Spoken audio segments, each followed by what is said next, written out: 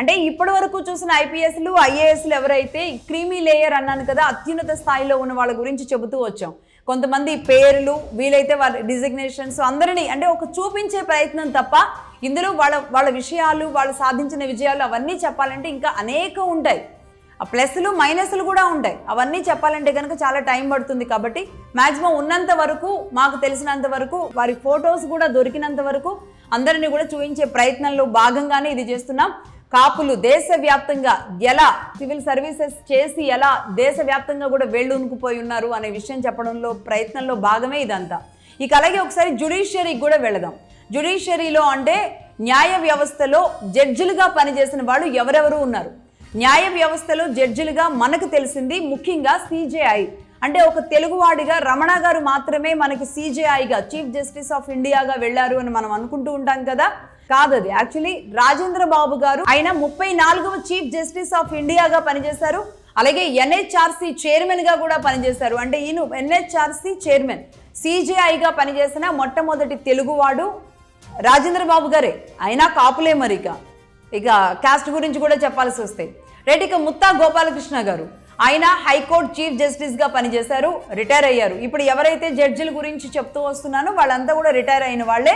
Retire అయిన వాళ్ళ గురించి మాత్రమే చెప్పొచ్చు.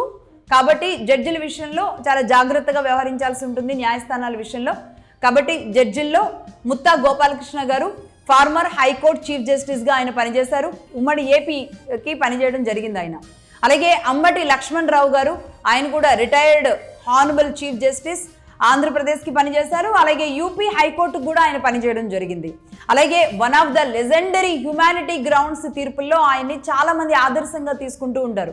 అంటే ఇప్పటికీ కూడా హ్యుమానిటీ గ్రౌండ్స్లో అంటే మానవతా హృదయంతో చూసి తీర్పునివ్వాల్సిన అంశాలలో ఈయనిచ్చిన తీర్పులని ఇప్పటికి కూడా కొంతమంది జడ్జిలు రిఫరెండంగా వాటిని తీసుకొని చదువుతూ దీన్ని ఎలా ఇవ్వచ్చు అని కూడా చేస్తూ ఉంటారు. అంటే రియల్లీ ఈజ్ గ్రేట్ కదా మరి.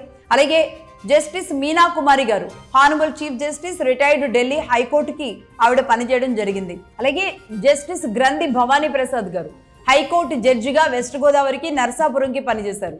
ఉమ్మడి ఆంధ్రప్రదేశ్లో ఫస్ట్ లా మినిస్టర్గా ఈయన తాతగారు పనిచేయడం జరిగింది. అలాగే ఈయన తండ్రి గారి గురించి కూడా చెప్తారు. లండన్లో ఆ రోజుల్లోనే ఆయన చాలా ఫేమస్ అడ్వకేట్గా కూడా పనిచేయడం జరిగింది అనేది చెప్తూ ఉంటారు. తండ్రి తాత కూడా లా మినిస్టర్గా పనిచేసిన ఫ్యామిలీ బ్యాక్గ్రౌండ్ నుంచి వచ్చారు జస్టిస్ గ్రంథి భవానీ ప్రసాద్ గారు. అలాగే జస్టిస్ ఇయ్యప్పు పాండు రంగారావు గారు హైకోర్టు జడ్జిగా పనిచేశారు. అలాగే జస్టిస్ ఆకుల శేష సాయి గారు ఏపీ చీఫ్ జస్టిస్గా ఆయన పనిచేయడం జరిగింది. ఆకుల శేష సాయి గారు